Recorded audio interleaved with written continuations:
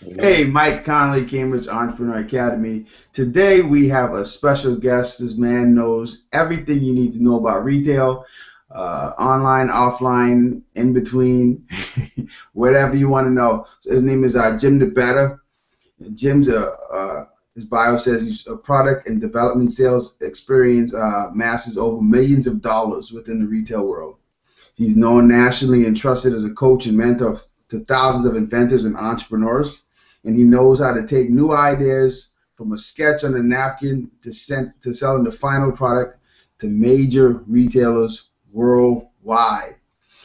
Jim and I connected on Facebook a while ago, and I love his insight and what he shares, and it's such like common sense knowledge, and you don't feel like you have to have a degree in retail to understand what he's saying. So, without further ado, I want to welcome Jim to the call. Jim, how you doing? Good, man. Thanks, Michael. Yeah, it's funny.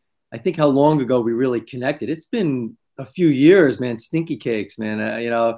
That's our connection, and we used to chat back and forth. And like you said, because all this technology, you could reach out to people and meet people in all different types of businesses. So it's really cool. Yeah, I agree, and you're right. It has been because I think I first reached out to you when I was considering putting stinky cakes in the retail. I mean, I decided against that for various reasons, but you will even then you like the nuggets that you dropped to me made so much sense, and I know I've referred some of my friends to you, especially my guy from Self Cut System, Ryford, Yeah, and stuff like that. So doing good, doing good. Yeah, Ryford's doing good. I'm still working with him. We're killing it on Amazon with this product, selling a lot of it, and we're about to get entry into a couple of bigger retailers. Been working on some deals. They take forever when you yep. go big, but he's doing well. Really, his brand has really grown, so I'm really happy for him.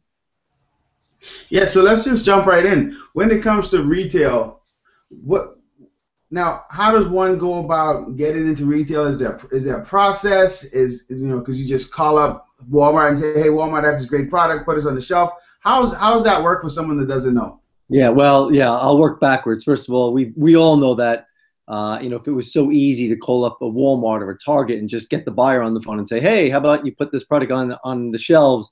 We'd have a much higher success rate in the invention and product business. But the reality is that it's a very pretty significantly high failure rate, and a lot of it is because of there is a process. I'll break it down real simply because it's not difficult in saying it. It's just knowing how to do it, and me having done it for many years, I've gotten good at it. But a lot of what it comes down to, Michael, is presentation. So when you talk to a buyer wants to know that you know what you're talking about. And that means that you understand how to price the product so that they can make money, that you present it in a way that it's meaningful. So having a great sell sheet or a presentation deck that says, here's what the product is, here are the main benefits to the product, here's why they should be selling it, here's why their customers are a perfect fit for it. And then there are other details, but basically you've got to first get the buyer engaged in little short pieces by showing them the virtues of the product.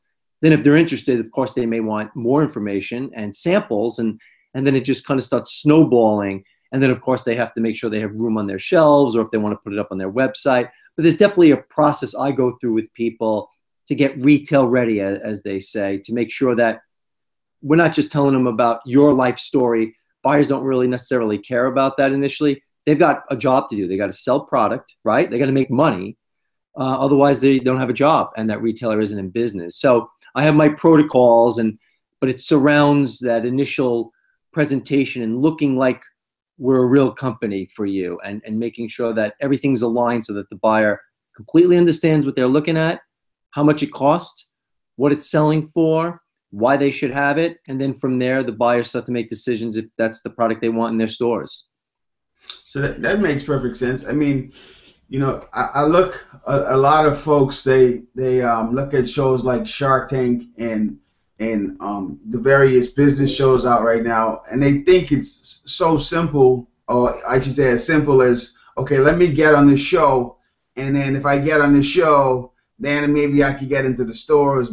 Like, how do you narrow it down so entrepreneurs don't have this chaotic thinking when it comes to retail? What's like a bit of advice you could get them to help them start to get organized? Yeah, I agree with you. First of all, I worked with Kevin Harrington as his VP when he was on Shark Tank season 1 and part of season 2. And so I had a real insight to as to how things went there. And I could tell you that I tell people this about Shark Tank. Most people aren't going to get funded from the show, and most people aren't even going to get on the show. As you know, they have these casting calls, and thousands of people show up in all these cities, and only a handful of people get picked.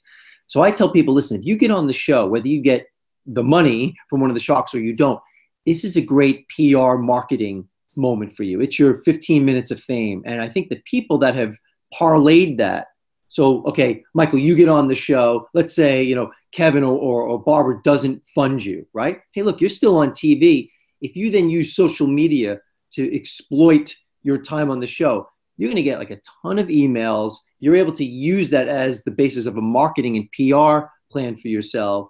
So I always tell people, listen, don't count on the money there. Don't count on the sharks necessarily helping you into retail. They're billionaires. They've got their businesses to run. They're not going to hold your hand the whole way. So you got to use that as any other great marketing opportunity to show your brand off to other people. And the fact that you got on the show or reached that level means that, somebody must have saw something in you and or your brand. So I always tell people, look, when you get ready to go to retail, go back to the basics. Great sell sheet, great presentation deck, have a great package for your product. Packaging is everything. We buy packaging. Look at my kids. They go down the cereal aisle. What do they pick?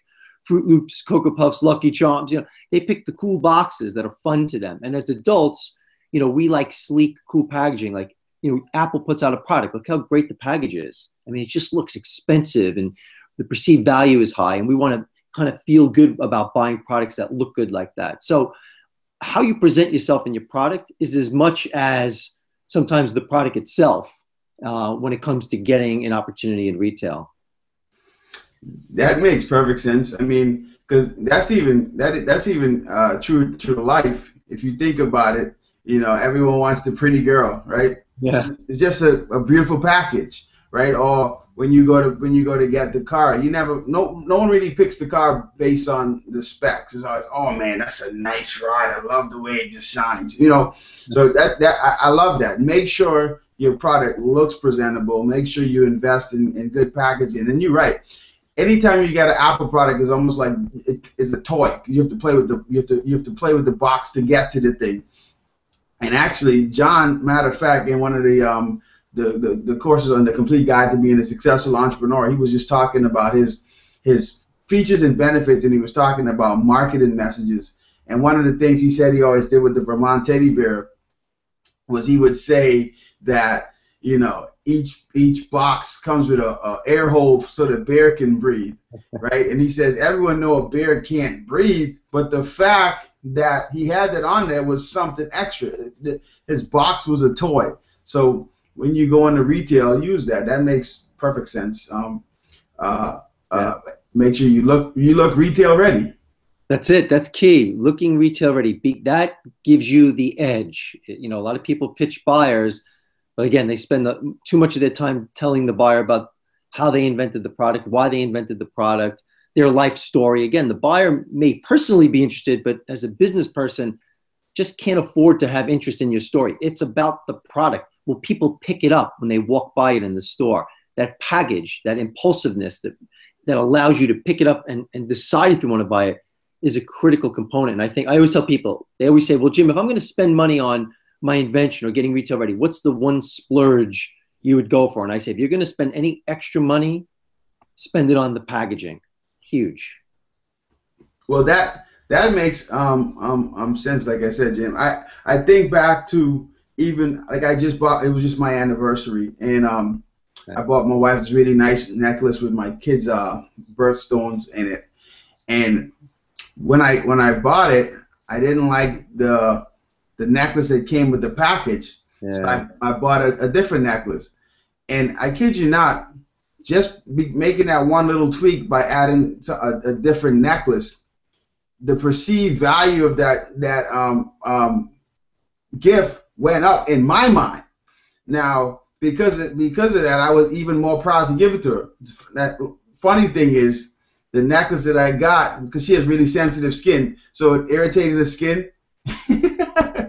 So I went back to the original one. But my point is that initial when she opens it, oh my goodness, wow. That's huge. It's a big That's moment. that's everything. Yeah. And it's the same thing with your practice. Even if you look at like a lot of crappy products, sometimes they sell just because the way they look. Yeah, absolutely. The buying experience is the thing. It's not actually having the thing. Because once you get your iPhone 13, Yeah. you still feel like the iPhone 1. But it's that experience of buying it and getting it and opening it and seeing the new thing that now, the weather app is blue instead of pink, whatever it may be. Yeah. Once you get that thing, it's over. But it's is getting to that point, the opening the package, the getting in it, and make it, like you said, making it an impulse buy. Like one of my favorite things to do, because I love marketing. So you speak in my language with this. When I go into a store like Walmart or Target or even CVS, and the things that I buy the most are the things that say as seen on TV. Right. Right. And the reason it works is because, especially those infomercials, the marketing messages are so strong, and the triggers and the social proof and all that stuff, and you're like, yes, I want that. I want that. Those cheesy, like the cheesy taglines. Yeah, they're coming. But it's memorable. You're right. It's memorable. And you know what's funny too? Like going back to even high perceived value. A lot of times you're not buying things for yourself. You're buying a gift like you bought for your wife, and so you don't want to be embarrassed giving them a gift that, it's like wine. Wine. I always laugh about. You bring a bottle of wine over to somebody's house.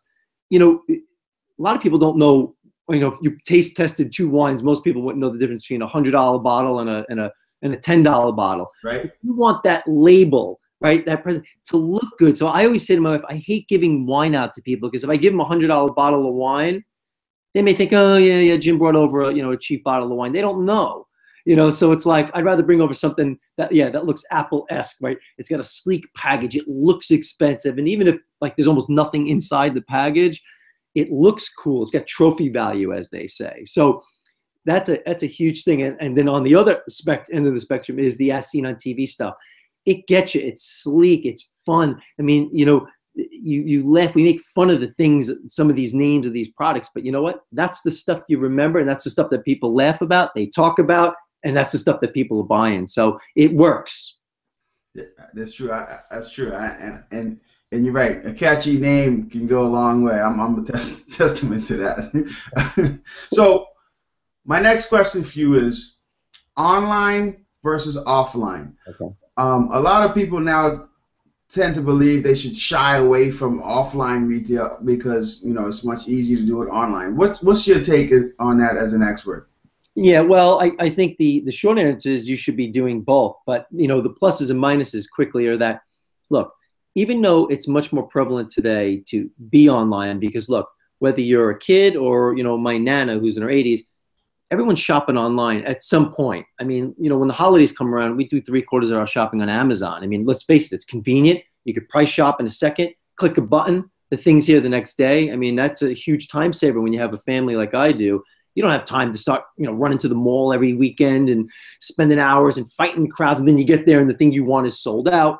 So, going online and getting online, it definitely is a shorter time frame to get a product on a retailer's website, because there's infinite space, right? It's not like there's X amount of shelf space and I say, hey, Jim, sorry, we'd love this product, but we just don't have room on the planogram now. Come back in 6 months. Aw, hey, you know what? Can we get up on the website?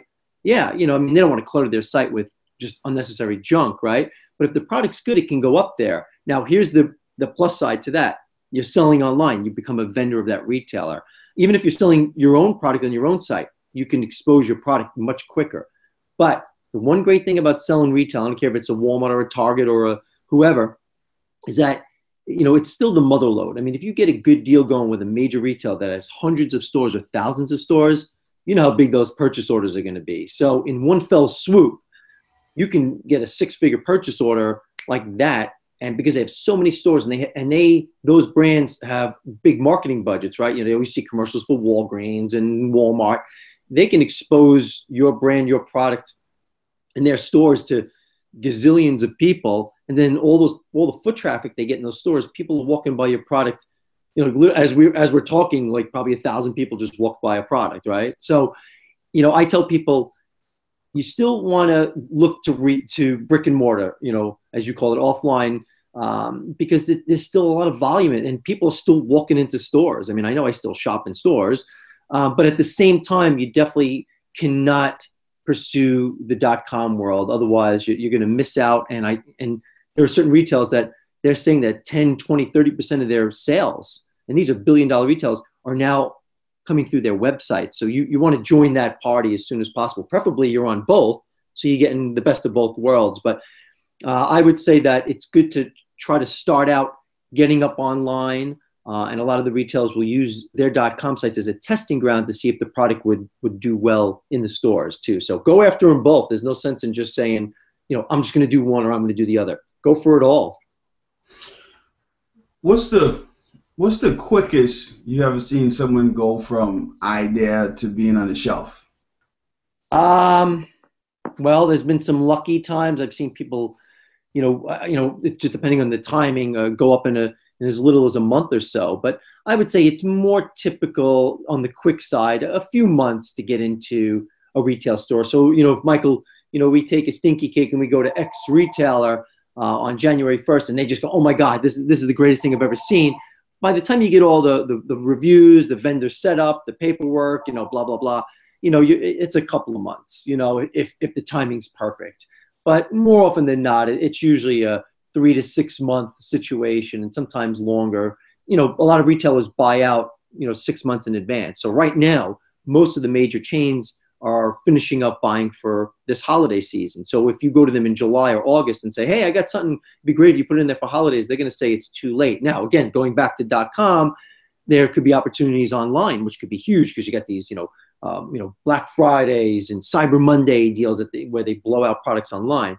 But it takes time, even for people like me who I know all these buyers, still, they're busy. They're looking at thousands of products. So it's kind of like a get in line. I usually can jump the line quite a bit, but there's a process and it just takes time to go through it. So, 3 to 6 months is a realistic to get into a bigger retailer. Okay. Now, how exactly did you get into retail? How did you get into doing this and helping other people get their products in stores? Yeah, well, I mean, I grew up in retail. My family owned a chain of stores, so I kind of was destined to be in the business. And grew up around that whole, seeing it in action. But I was part of a startup in the mid '90s on Long Island, where I'm from, and in the binocular and handheld magnifier business. And we took this business from nothing to doing many millions of dollars a year, selling most major retailers. And look, we didn't have a grand plan. We just wanted to sell stuff, and we made a lot of mistakes and did things incorrectly. I'm certain of it. And we were in the trenches. We didn't have the internet back then, so we had to get in front of a buyer, and we had to go to trade shows and exhibit our products. And we just kept digging. And by the way, let's circle back to the beginning. We out-packaged our competition. And a lot of the retailers brought our products on because we had more enticing packaging than our competitors. And that gave us an opportunity. And once we got those opportunities, we took advantage. And so once I grew that business for almost 10 years, I left it and went on to bigger and better things and spend all my days now working with startups and small product companies and inventors to help them do what I did, but to cut down on the timelines and the money spent incorrectly to help them get there. So it's something I've been doing really my whole life, Michael. That's great, man. I have to ask a question that's not related to a business. So my question to you is, what's your favorite song? Like when you need to relax, clear your mind, get away from being a business person. What's song playing in your head?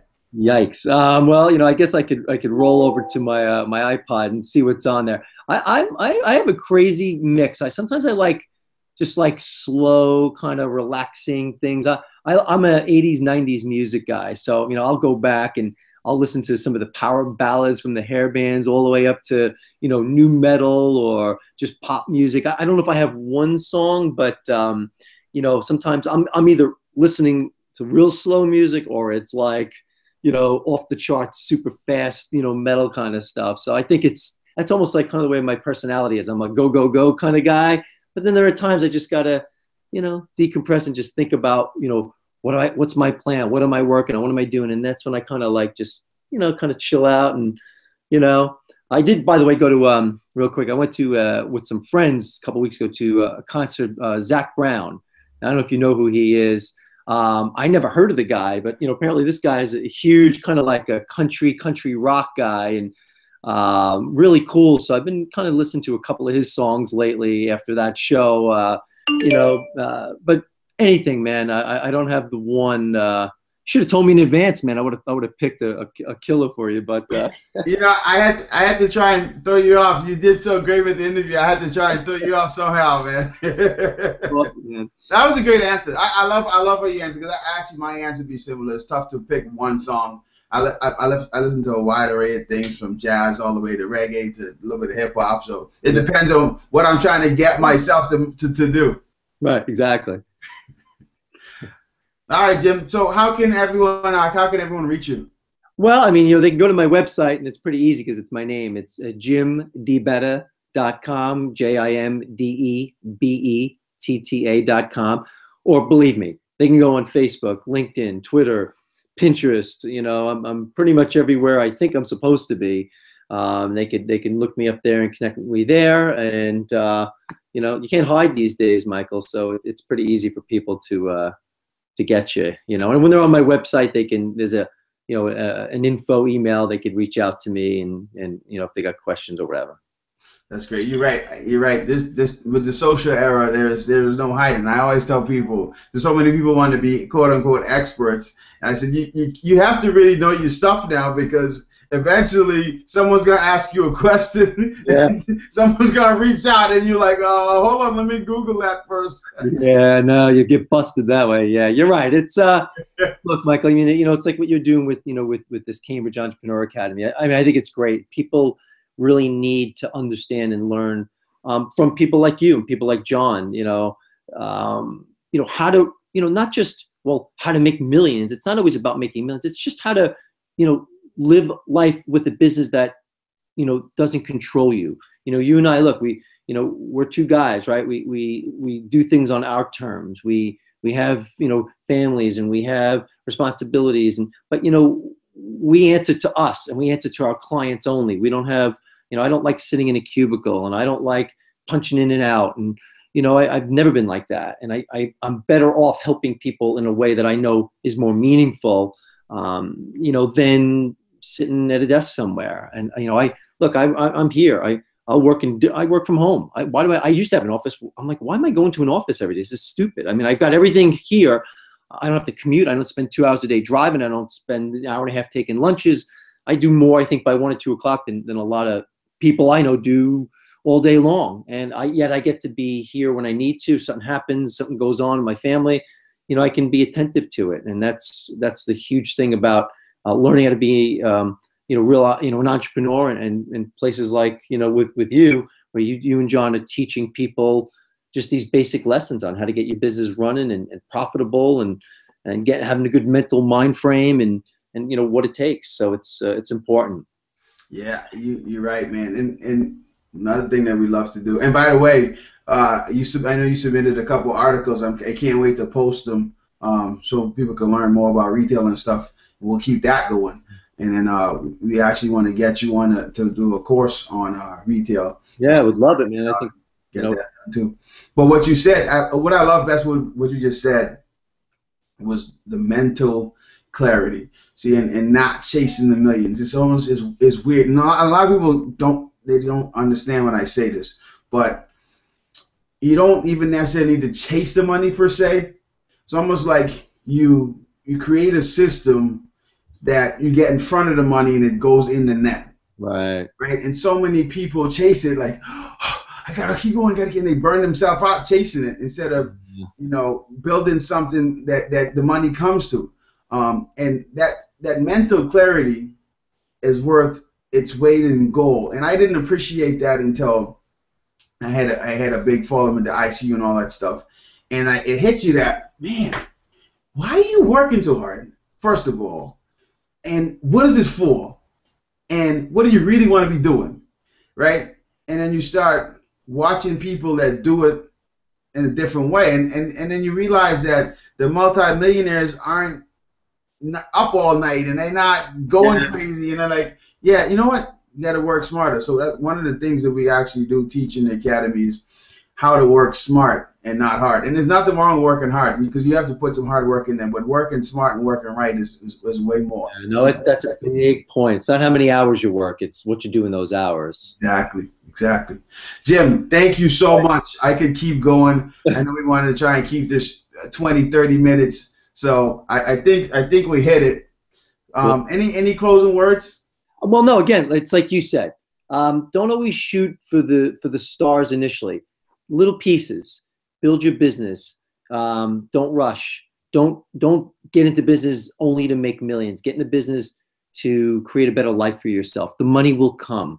And, you know, again, just keep learning, you know, what we're doing. Quick shot, you know, videos. You get a lot of good nuggets of information quickly, and you apply those things, you know. And one last thing, this is a big contentious point, and I'll leave it with this.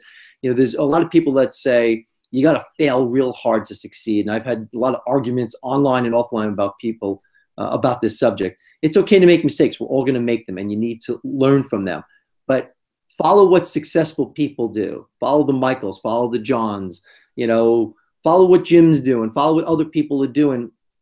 Learn from our successes. Don't focus in on the failures. And if you just emulate success, you'll become successful. Don't worry about or think that you've got to fall so hard that, you know, to be successful. I know plenty of people who have never really failed hard, who do quite well for themselves. And you know, they make mistakes, but they don't go to the brink of disaster to get there. They watch what other people do well, and they just copy it. And that's the key. Thank you, Jim. Couldn't say better myself. Thank you for your time. Thank you for your nuggets. Thank you for your wisdom. We got to do this again. Yeah, man. This was great. Maybe we should set up a video blog series we could to coincide with your articles. Yeah, man. Hey, I'm ready. You know how to reach me again. All righty. You know it.